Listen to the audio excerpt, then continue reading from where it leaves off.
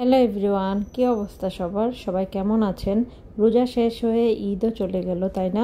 ঈদের দিন কাটিয়ে ঈদের পরবর্তী দিনগুলো সবাই যার যার গ্রামের বাড়িতে নিশ্চয়ই অনেক আনন্দে কেটেছে। সময়টাতে দেখা যায় যে মোটামুটি আমরা সবাই প্রায় পরিবার পরিজন নিয়ে আত্মীয় স্বজনের বাসায় ঘুরে বেড়াতে খুব পছন্দ করি।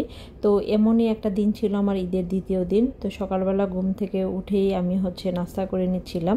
আমার আসলে ঈদের পরের দিন সকালবেলা ঈদের দিন যে গরুর মাংসটা রান্না হয় সেটা জাল দিতে দিতে একদম যখন গ্রেভি হয়ে যায়, ওই মাংসটা দিয়ে দেন চালের রুটি বা পরোটা খেতে খুবই ভালো লাগে। আর আমার শ্বশুরবাড়িতে আমরা মানুষ মাত্রই 3 জন, আমি, আমার শাশুড়ি আর আমার হাজবেন্ড। অনেক বেশি নাস্তা বানানোর আয়োজন বা তোড়জোড় যে থাকে ওইটা আসলে কিছুই না।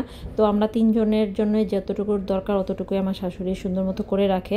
একটা কথা না বললেই না, আমার শাশুড়ি মানুষটা এমন একটা মানুষ যে আসলে সারা বছর দেখা গেছে যে আমি এখানে থেকে কাজকর্ম করি, উনি সেটা অবশ্য বুঝতে পারেন, বা আমি গিয়ে যে কোনো কাজ করব দেখা গেছে যে ওই কাজটা করার আগে উনি সম্পূর্ণ সব কিছু করে রাখেন। তো নতুন করে যে আমি কোনো কিছু রান্না করব বা আমি কোনো কিছু তৈরি করব সেটা আর আমার করা হয় না। তো অনেকে আসলে বলতে শুনি বা আসলে ফেসবুকেও আমি অনেক সময় দেখি যে আসলে মেয়েদের শ্বশুরবাড়িতে ঈদটা আসলে খুবই বিমর্ষকর বা খুবই বিষণ্ণতাপূর্ণ থাকে। দিক দিয়ে আমি আসলে নিজেকে খুবই ভাগ্যবতী বলবো, কারণ যে আসলে আমার এই ধরনের কোনো কিছুই আমার পুরা মেরিড লাইফে আমি কখনো ফেস করতে হয় নাই। আমার শাশুড়ি বা আমার শ্বশুরও যখন এতদিন যাবৎ বেঁচে ছিলেন উনিও সেটা বুঝতে পারতেন। তো দেখা গেছে যে পুরো ঈদ ভ্যাকেশনটা বা পুরো ঈদের ছুটিটাতে আমি খুবই আরামায়েশে বা খুবই সুন্দর একটা রেস্ট নিতে পারি। আর যেদিন আমার ঢাকায় আসার কথা মনে হয় সেদিন মনে হয় যে আমার জীবন বের হয়ে যায়, যে আবার আমার সেই পুরনো লাইফ স্টাইলে ফিরে যেতে হবে, আবার সেই রান্না করতে হবে, আবার সেই অফিসে দৌড়ঝাঁপ করে যেতে হবে।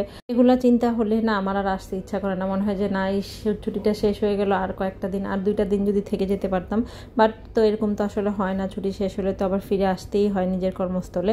তো যাই হোক, এখানে যে গরুর মাংস দিয়ে সজনা ডাঁটা আর আলু দিয়ে, এটা আমার শ্বশুরবাড়ির বিশেষ করে আমার হাজবেন্ডের খুবই পছন্দের একটা তরকারি। মাশাআল্লাহ, আমার শাশুড়ির হাতের এই সজনা গরুর মাংস তরকারিটাও খুবই মজা হয়।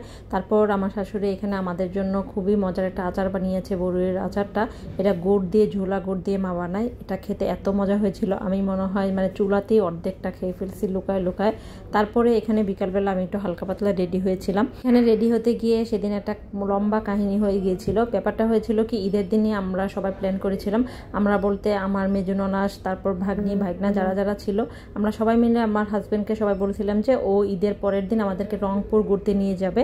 রংপুর অনেক সুন্দর একটা পার্ক হয়েছে সেখানে।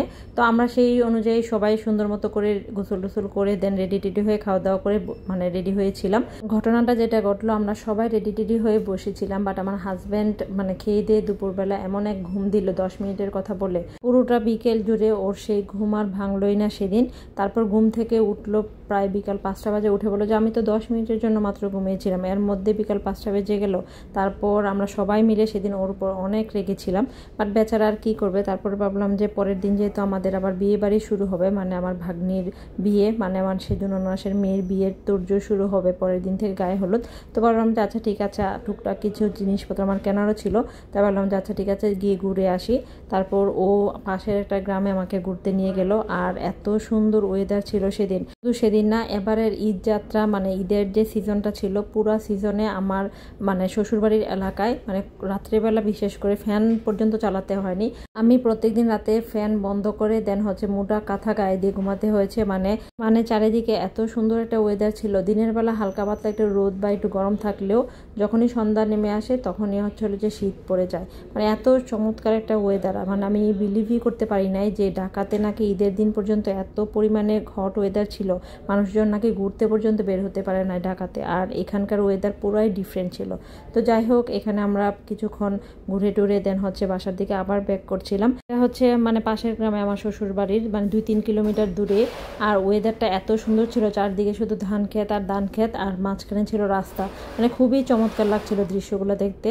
তারপর ওখান থেকে আমরা একটা চার দোকানে আসলাম, আর এখানকার চাটা খেতে এত মজা ছিল। এরকম 2 লেয়ার করে চাটা থাকে। আমি যখনই দিনাজপুরে আমার শ্বশুর বাসায় যাই তো অতবারই যে এই দোকানের চা একবার না খেয়ে আমি অ্যাটলিস্ট আসি না।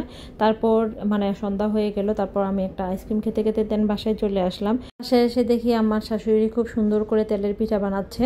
সেদিন অবশ্য আমাদের আরো অনেক গেস্ট আসার কথা ছিল, গেস্ট বলতে আমার ছোট ননাস আসার কথা ছিল, তো ওনারা সেদিন আসে নাই। আর মার হাতের এই তেলের পিঠাটা এত সুন্দর করে ফুলে ওঠে মাশাআল্লাহ, আর খেতেও অনেক বেশি মজা। এটাই ছিল আমার ঈদের দ্বিতীয় দিনের টুকটাক কিছু ভিডিও ক্লিপ, যেটা আমি আপনাদের সাথে শেয়ার করলাম। আপনাদের ঈদের দ্বিতীয় দিন কেমন কাটলো?